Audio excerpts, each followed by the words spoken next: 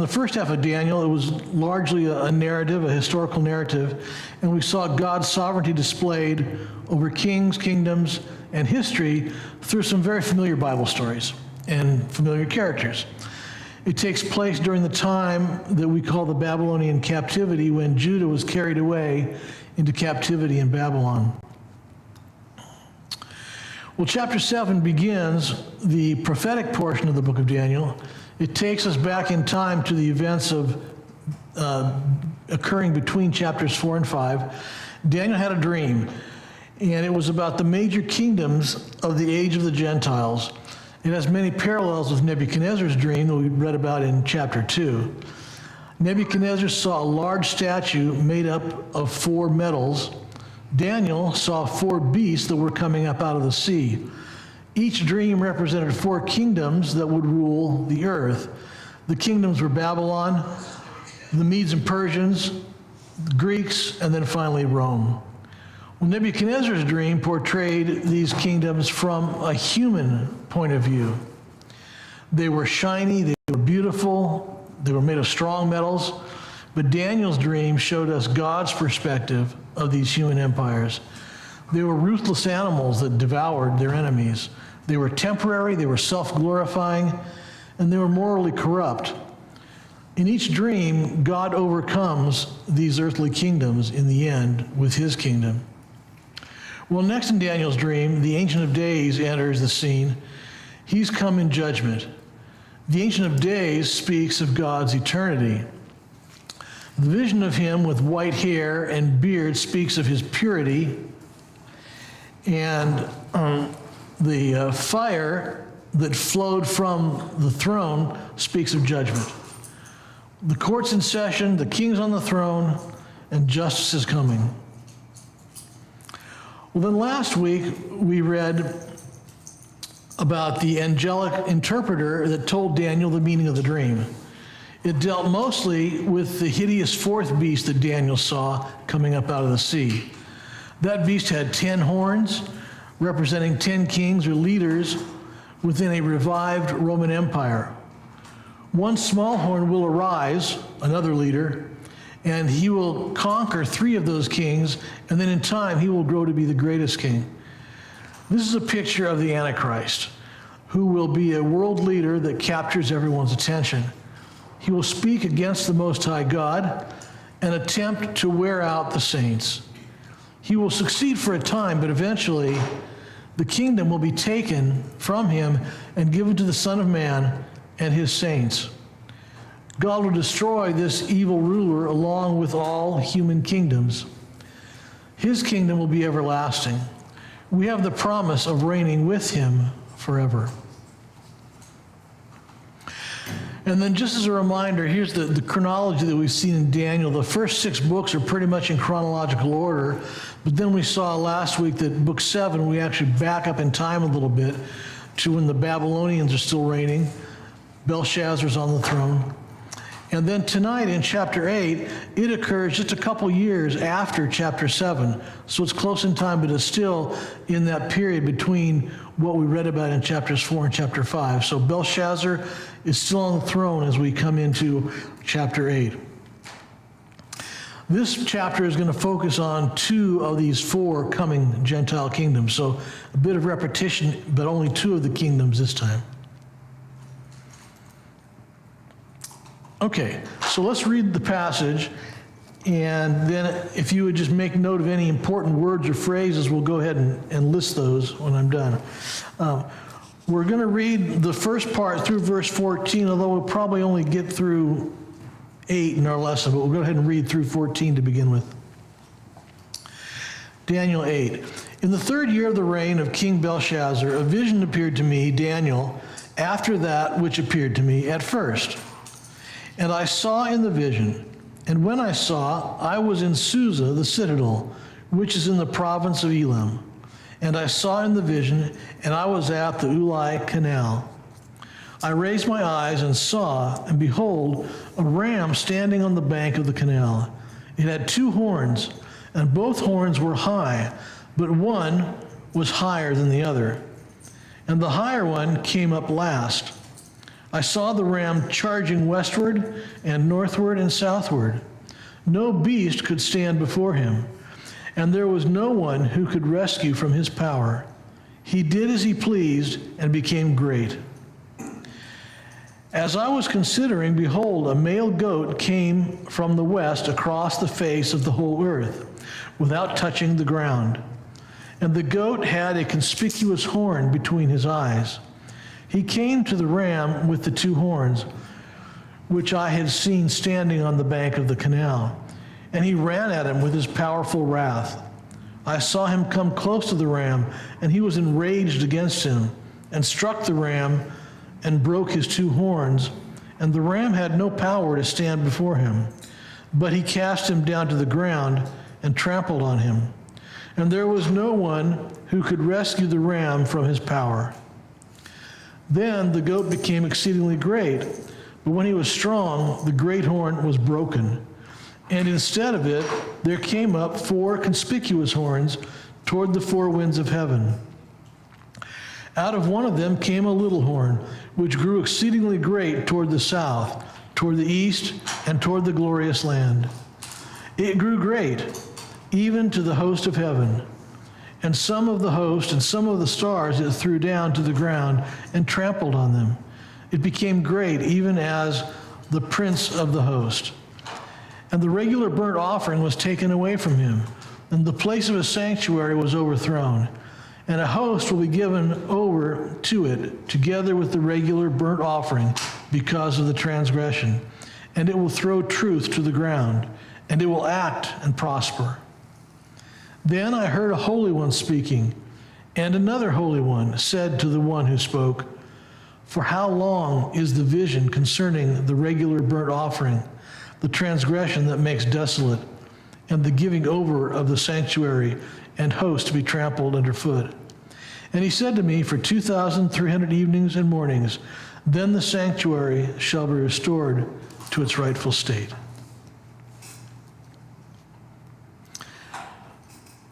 Okay, what words stood out to you in those verses?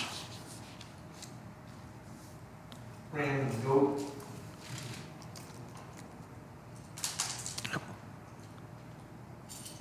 Power. Great.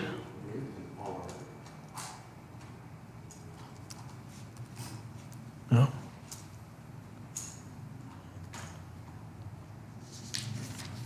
2,300 evenings.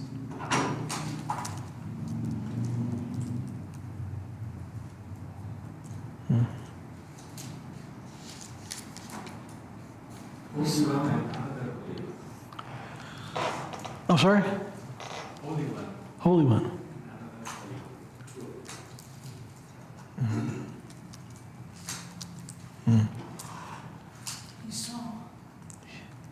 He saw. Okay. Yeah.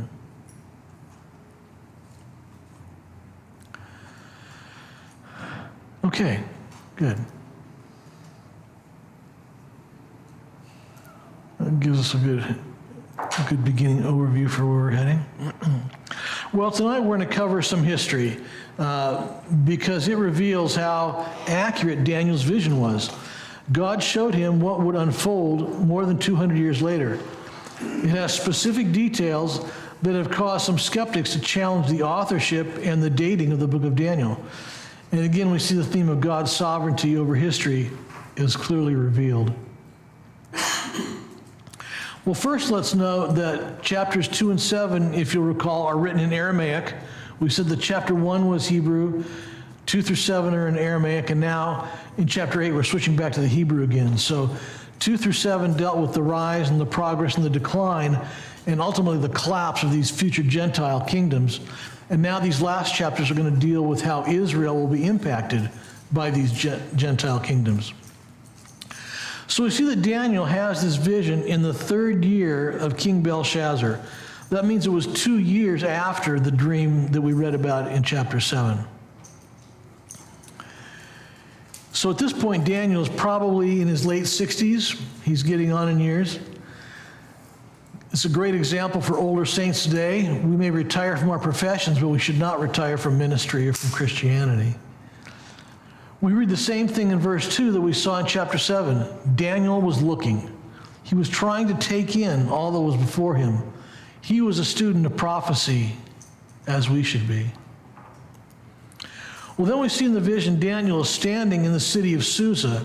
Susa was a significant city in the Elam province of the Persian Empire. But it did not become one of the capitals until after Daniel's death. We read about Susa in a couple other places in the Old Testament. Esther 1 through 3 talks about Susa. Who is that? Now in the days of Ahasuerus, the Ahasuerus who reigned from India to Ethiopia over 127 provinces. In those days, when King Ahasuerus sat on his royal throne in Susa, a citadel, in the 3rd year of his reign, he gave a feast for all his officials and servants. The army of Persia and Media and the nobles and governors of the provinces were before him. So there's a king of Persia a little later on who is in Susa, one of the key cities there, and that's where the setting for a lot of the book of Esther. And then it's also mentioned in Nehemiah 1, verses 1 through 3. The words of Nehemiah, the son of Hekaliah.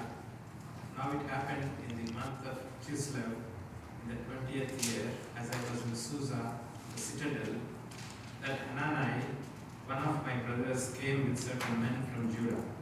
And I asked them concerning the Jews who escaped, who had survived the exile, and concerning Jerusalem. And they said to me, the remnant there in the province who had survived the exile is in great trouble and shame. The wall of Jerusalem is broken down, and its gates are destroyed by fire.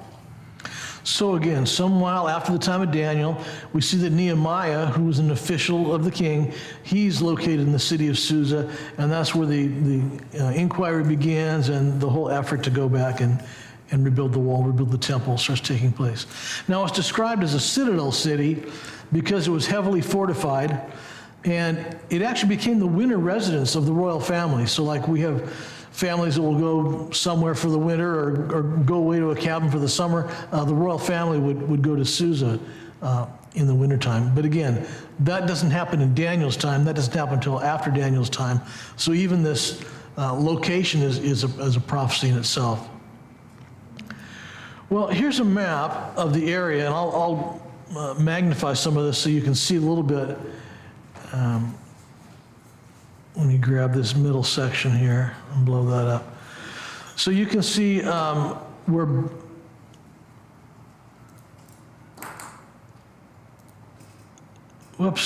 you can see Babylon is right in here, and then Susa is over here, and then Jerusalem's here. So let me go ahead and magnify that again.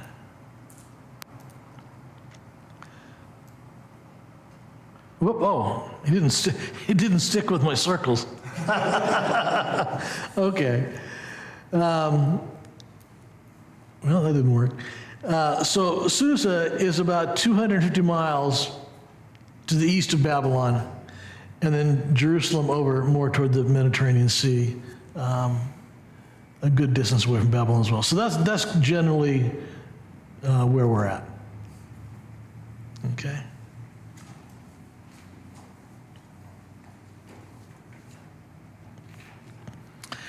Well, Daniel lifts his head to look around, and he says, behold. Well, this word behold is used to call our attention to something. We've seen this before in his other dream. So he says, behold. Somebody once said the behold is like a divine highlighter. It points to it points something out to us, or it underlines something especially important. So when we see that word behold, we should pay attention there. Well, Daniel beheld that there was a ram standing on the bank of this canal. One of its horns was higher or larger than the other, and this larger horn came up last. Well, this is a picture of the Medo-Persian Empire. And we talked about this before when we talked about Nebuchadnezzar's dream, and again as we talked about the dream that Daniel had in chapter 7. The Persians were a lesser force at first. They came in and joined the Medes, but over time they grew to become the dominant force of that empire. And we can confidently say that these two horns represent the Medo-Persian Empire, because if we jump ahead to verse 20 in this chapter, it tells us that. It tells us that that ram with the two horns represents the Medo-Persian Empire. The angel Gabriel instructs someone to give this interpretation to Daniel, and we'll come to that later in our study in the book. Well, this is the third time in the book of Daniel that we've seen the rise of the Medo-Persian Empire be prophesied. First, Nebuchadnezzar dreamt of the statue with the arms and torso of silver. Then in chapter 7, Daniel dreamt of a bear with one side raised up coming out of the sea.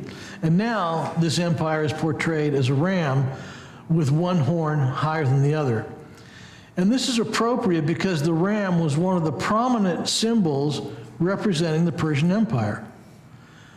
A Roman historian, Ammianus Marcellinus, recorded that Persian king Shapur II wore a golden figure with a ram's head inlaid in jewels instead of wearing a crown. Well, this made him a prominent target in one of the battles that they were fighting, and so he had to kind of withdraw because everybody could see him and were aiming their fire at him. There are a couple of other artifacts that we can look at here. This is a plate of another Persian king in a later time, but you get the idea here. King Varharan, he had a similar headdress on here. Let me magnify that part right here. You can see his headdress there with the ram's horns. So again, a prominent symbol of Persia.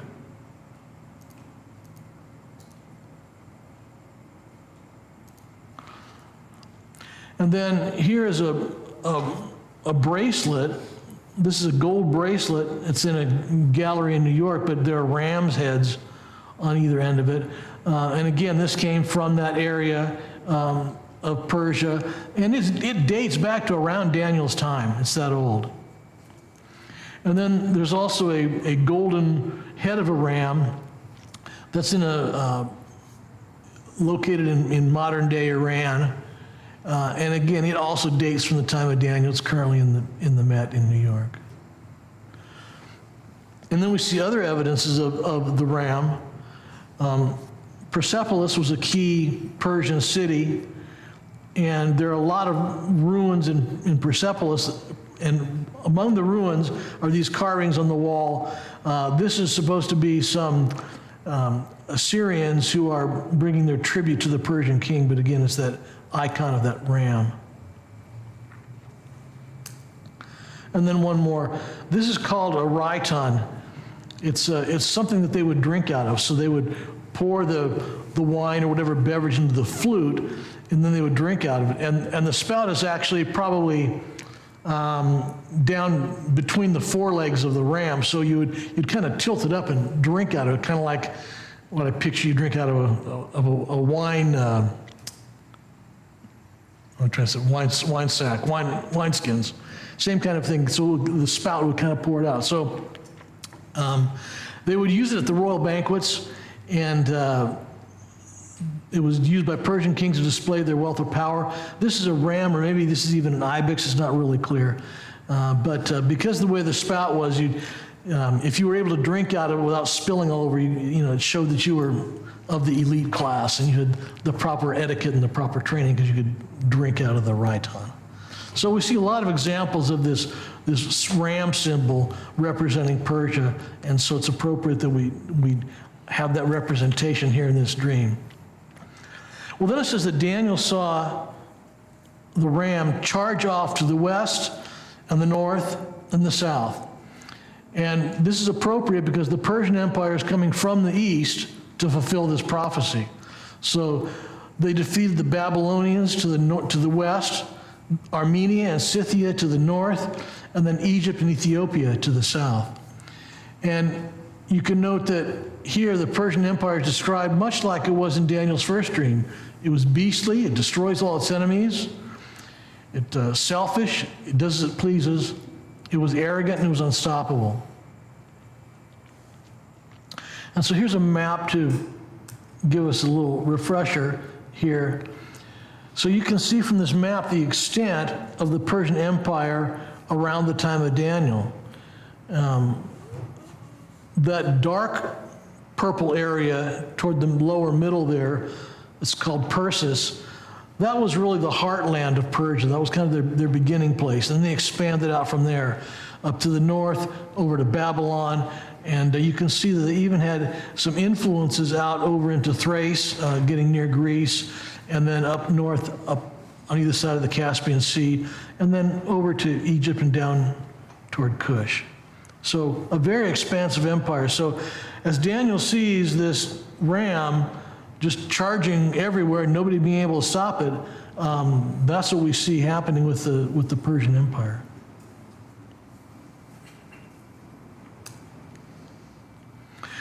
Well, Daniel was not the only one to have a prophecy about Persia.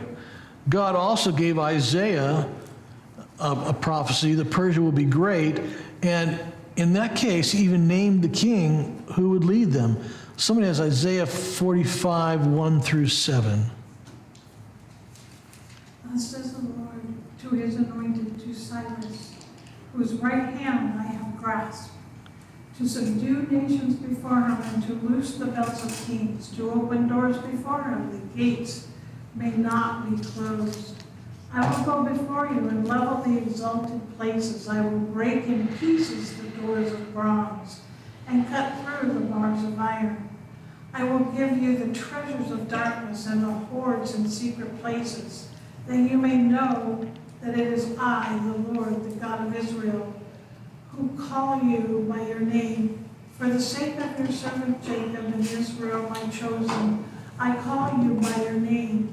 I name you, though you do not know me. I am the Lord, and there is no other besides me. There is no God. I equip you, though you do not know me, that the people may know from the rising of the sun and from the west that there is none besides me. I am the Lord, and there is no other. I form light and create darkness. I make well-being and create calamity. I am the Lord who does all these things. Okay, so did that mention Cyrus in there? Did I give you the wrong? First verse, okay, it did, all right, okay. So here God called out Cyrus by name. He calls him his servant. And so just as we saw earlier in Daniel that God used Nebuchadnezzar as his servant or as his instrument to bring Israel into captivity and for punishment, now he's going to use Cyrus and the Persians to take Israel back and to restore them to the land. And we see this also in the book of Ezra. Somebody has Ezra 1, 1 through 4 that talks about the beginning of the return. In the first year of Cyrus, the king of Persia, that the word of the Lord by the mouth of Jeremiah might be fulfilled, the Lord stirred up the spirit of Cyrus, king of Persia, so that he made a proclamation throughout all the kingdom, and also put it in writing. Thus says Cyrus, king of Persia, the Lord, the God of heaven, has given me all the kingdoms of the earth, and he has charged me to build him a house in Jerusalem, which is in Judah. Whoever is among you of all his people, may his God be with him, and let him go up to Jerusalem, which is in Judah, and rebuild the house of the Lord, the God of Israel. He is the God who is in Jerusalem. And let each survivor, in whatever place he sojourns, be assisted by the men of his place with silver and gold, with goods and with peace, besides freewill offerings for the house of God that is in Jerusalem. So Daniel's having this dream while Babylon is still in power. But in his dream, he sees the emergence of Persia. And as we see in Ezra, indeed, God tapped Cyrus as his servant, and God used him to restore the children of Israel back to their land. So the Persian Empire ruled until about 330 BC. So these things that Daniel is seeing are a couple years, 100 years future to his time. Well, as Daniel's watching the ram charge around, he again tells us to behold. So there's something else that we need to wake up and pay attention to. He saw a male goat coming from the west. And this is significant because Greece is to the west of the Persian Empire, so the goat represents Greece. And again, we can be confident in saying this because the interpreter is going to tell Daniel that in verse 21 of this chapter. We'll get to that later on, but very clearly names Greece is the male goat that's coming. Well, here again, this is the third time that we've seen the Greek Empire mentioned in Daniel. First, it was the belly and thighs of the bronze statue in Nebuchadnezzar's dream. Then Daniel dreamt of a leopard with 4 wings that came out of the sea. And now we have a swiftly moving goat with a horn.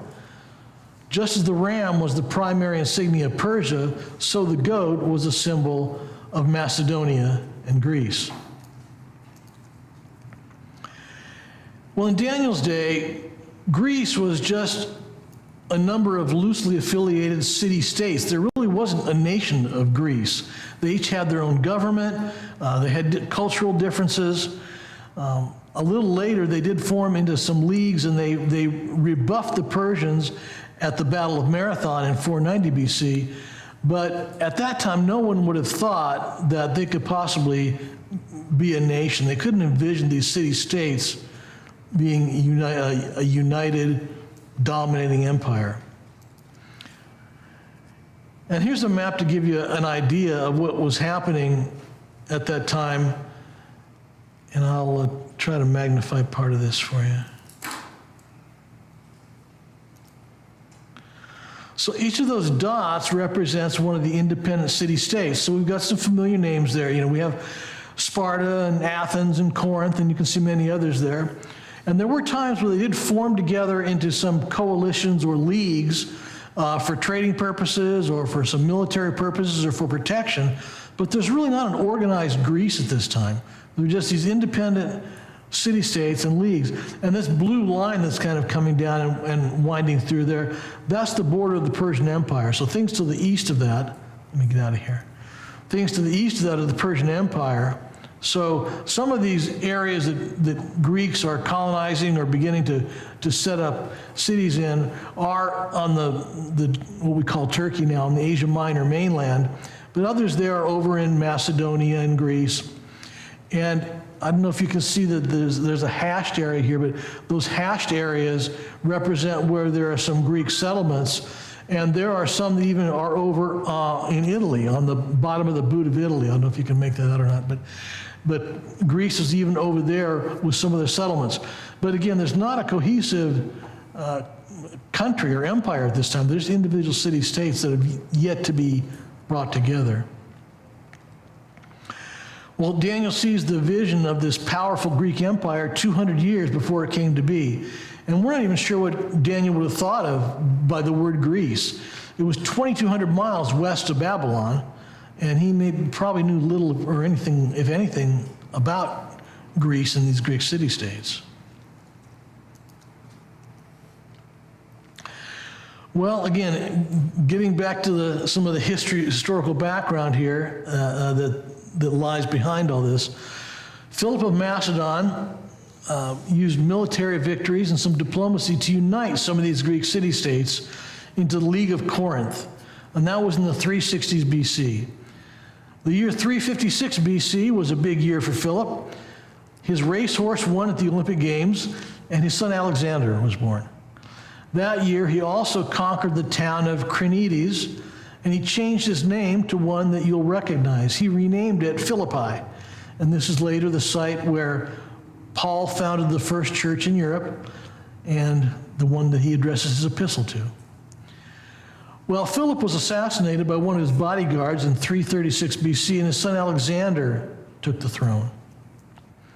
In verse 5, we see that the goat was moving without touching the ground and had a horn between its eyes. This speaks to the Greeks' speed and conquest, and the horn represents Alexander the Great. Again, later on in this chapter, it tells us that the horn represents the first king of Greece. Well, Alexander was only 20 years old at the time of his father's death, but he was able to quickly consolidate power, and he eliminated his enemies. He caused the other Greek city-states to submit to him. So within about 5 years of his taking the throne, he consolidated these city-states, he ended the dominance of the Persian Empire, and he conquered the near Middle East. So the speed of their conquest is one of the hallmarks of Greece.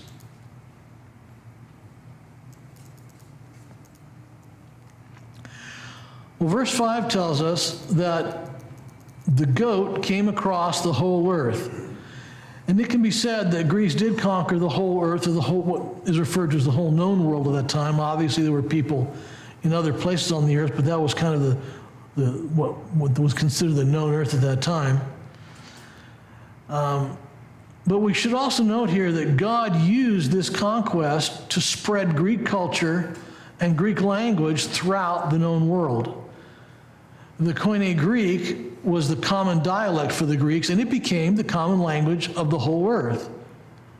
So Hebrew scholars translated the Hebrew scriptures into Greek, which we know as the Septuagint, and making those scriptures accessible to the known world. The Greek New Testament was also in Greek. The New Testament was written in Greek. Well, Alexander extended his empire to the borders of India, and on the way he conquered Susa, where Daniel is in this vision. Upon conquering Susa, Alexander hosted a mass wedding between his Macedonian officers and some Persian noblewomen. It involved 80 couples, so he had a mass wedding of 80 couples, and this was his attempt to solidify his empire by integrating the Persian and Macedonian cultures. The children of these marriages would be children of both civilizations, and he wanted to create a ruling class that would be loyal to him.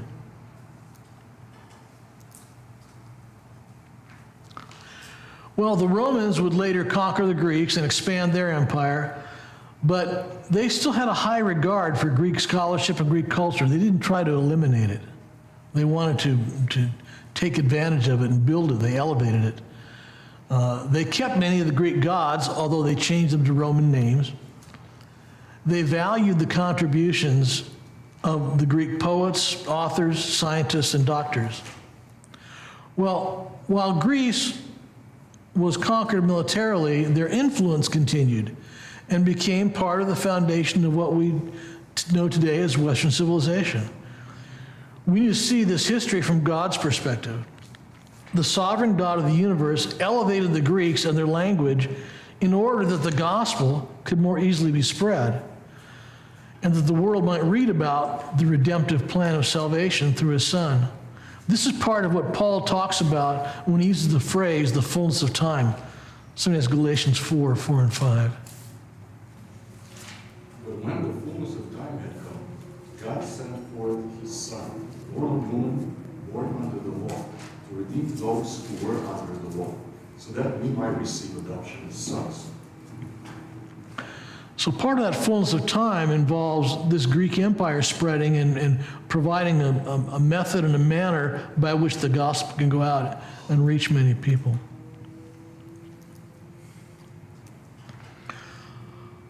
Well, here's what the empire, Alexander's empire, looked like at its fullest extent. You can see it's over in Greece and Macedonia, across Asia Minor and Armenia. That red line there shows the path that he took as his armies marched throughout the Persian Empire and conquered down and through Egypt and across Babylon and over to the Indus River to the border of India. So he did all this in a very short period of time, hence the notion of him being so quick and being the goat whose feet didn't touch the ground.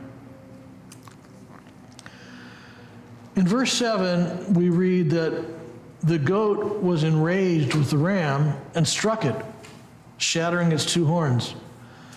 The ram had no strength to withstand the goat.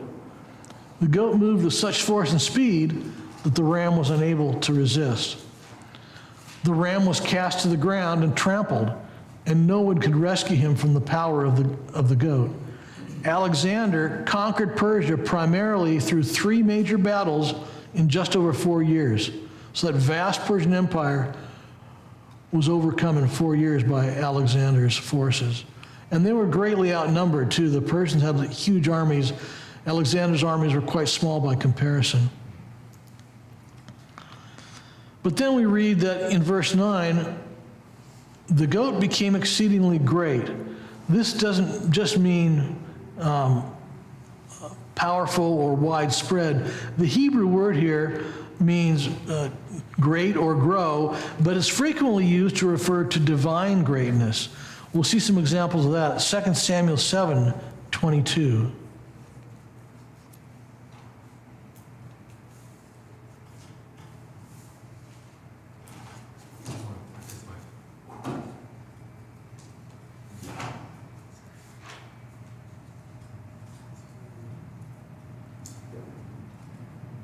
Therefore you are great, O Lord God, for there is none like you, and there is no God besides you, according to all that we have heard with our ears.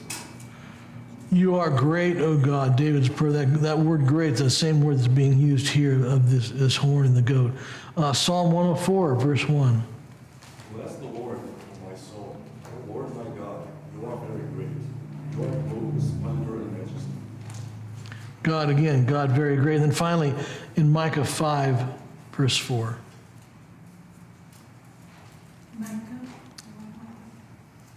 And he shall stand and shepherd his flock in the strength of the Lord, in the majesty of the name of the Lord his God. And they shall dwell secure, for now he shall be great to the ends of the earth. So we see the same word used in praising God or describing God. So the description of great here is not only the extent of the kingdom, but more importantly, it talks about the horn thinking he's so great and about his arrogance. He would become great in his own eyes. In fact, Alexander claimed divinity, saying he was a descendant of the Greek god Zeus. He did not understand that God gave that dominion to him. As we saw last week in Daniel's earlier dream, God gave him dominion. And we know that God is opposed to the proud. And we see this in a couple of places. One Old Testament reference, Proverbs 15:25. The Lord tears down the house of the proud, but maintains the widow's boundaries. And then also 1 Peter 5:5-6. Likewise, you are younger, be subject to your elders. Clothe yourselves, all of you, with humility towards one another. For God opposes the proud, but gives grace to the humble. Humble yourselves, therefore, under the mighty hand of God, so that at the proper time he may exalt you. So God is opposed to the proud, and certainly Alexander became very, very prideful here. Well, verse 8 prophesies the death of Alexander. Alexander accomplished much in rapid fashion, but by the age of 33, he was dead. So he took the throne from his father at age 20, did some consolidating of the Greek city-states, conquered the Persian Empire, and by 33, he was dead. He died in Babylon after a brief illness. After his conquest, it is said that Alexander was supposed to have wept and said something like, "There are no more worlds to conquer." Now, that could mean that he was frustrated and unfulfilled despite all of his accomplishments. Another reading of it suggests that maybe he realized that while there were no more worldly realms to conquer, there were other infinite worlds that he had not even touched. Well, either way, Alexander saw the emptiness in all the great worldly conquests he had made. Verse 8 then tells us that the horn is broken off, the death of Alexander, and when that horn is broken, 4 other horns will come up. Again, a very specific and somewhat unusual prophecy. Kings generally have what we would call a succession plan in place. They've designated one of their sons to be their heir, to be their next monarch. Well, Alexander didn't have any sons at that point. One of his wives was a Persian princess, Roxana, and she was expecting their first child at the time Alexander died, so he didn't live long enough to see that son be born. And that son lived for a short while, but then was killed. So Alexander was not able to successfully identify a successor.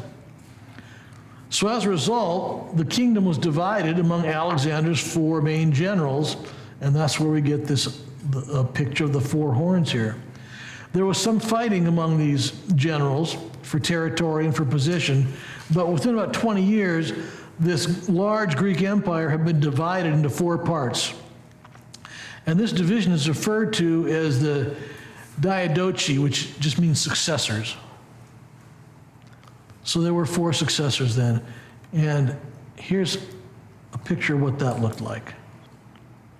So this map shows the divided empire. One general, and later King Lysimachus, took the north of Thrace. That's that kind of yellow area up there. Cassander took the west, which was Macedonian Greece. That's the green area there. Ptolemy took the area to the south, sort of the purple area, Egypt and below. And then his 4th general, Seleucus, took the east, and obviously that's the greatest landmass. Now on this map, Seleucus is shown in gray, but there's one other kind of pale orange area. Antigonus ruled for a while, but that was a very brief thing. He was killed in a battle, and Seleucus took over that territory. So basically we have these 4 generals: Lysimachus, Cassander, Ptolemy, and Seleucus. Now we don't read any more about the 2 to the north and the west, Lysimachus and Cassander. But we are going to encounter the empires of Ptolemy and Seleucus because they're important, because they're surrounding the Promised Land. They're surrounding Jerusalem and Israel. And so we're going to encounter them again because they have the most direct effect on Israel. Okay, so I think we're going to break there for tonight. We're going to pick up with some more about these horns and one other horn that comes up in the rest of the dream, and then get on to some of the interpretation next week. So I have one more picture for you, though. And here's somebody's idea of what that dream looked like with the goat and the ram. So let's just think of a few application questions. So first of all, what do we see about God in this passage tonight?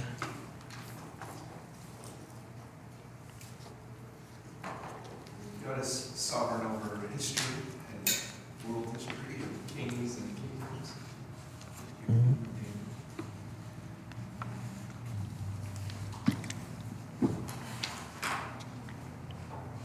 God has the hearts of kings in his hand.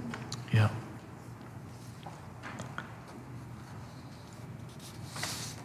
It's funny because there was no, we sometimes call this period like the 400 years of silence from Malachi to John the Baptist. But just because the prophets were speaking, in a sense Daniel was speaking about that 400 years of silence. He's speaking about it right here. There's no prophets at the time speaking, but it's not as if it's like a blank in God's plan, like it's just, all of a sudden you skip to Matthew like we do. No, God is sovereign over those years of silence because we have what happened right here. Yeah, and next week we'll see even more of that. There's even more that's going to happen in that period that is prophesied here. Yeah. Well, then I have the question on your hand. I have the wrong question on the PowerPoint, but I've got the right question on your handout. How can we find comfort in the certainty of God's control in uncertain times?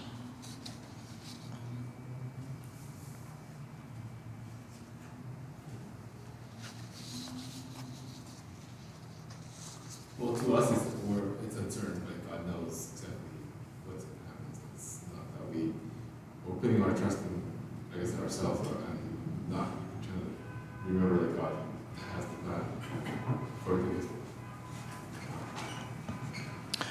Yeah, just because we don't know about it or don't understand it doesn't mean that it's not valid, not happening. Yeah.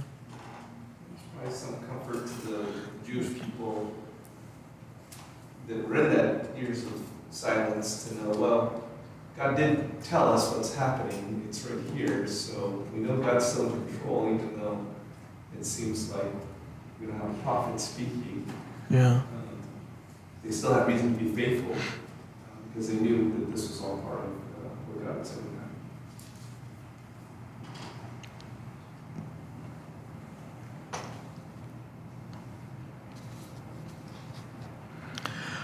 Well, and then that last question, we've asked this a couple times, and I want to kind of keep it in front of us as we go through prophecy. We enjoy learning about prophecy and seeing these things, but we also want to have it be affecting or informing our lives. So how, again, if you had any more thoughts on that over the weeks, how our eschatology should inform our actions and our pursuits and our schedules.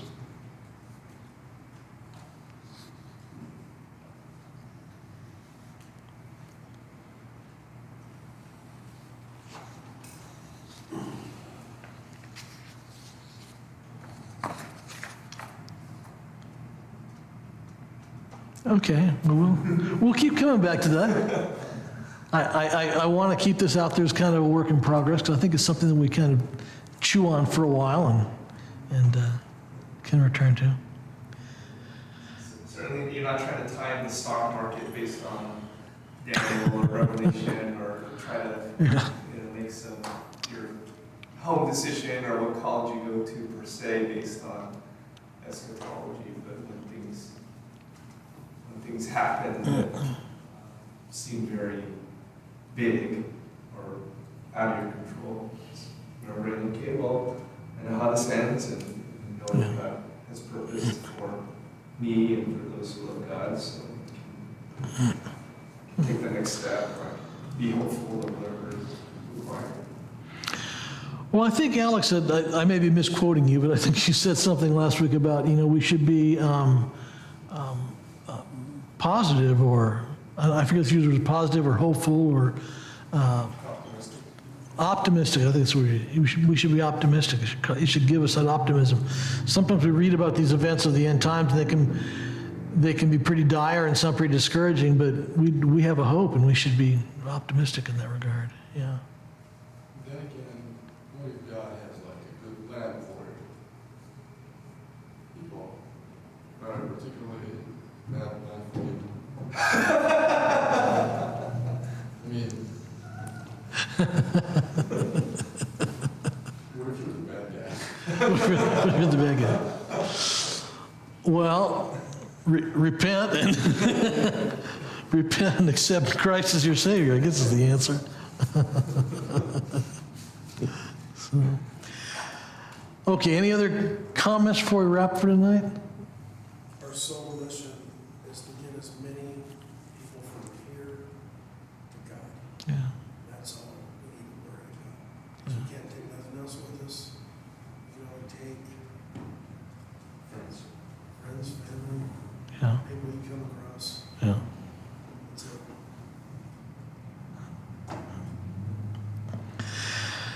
Okay.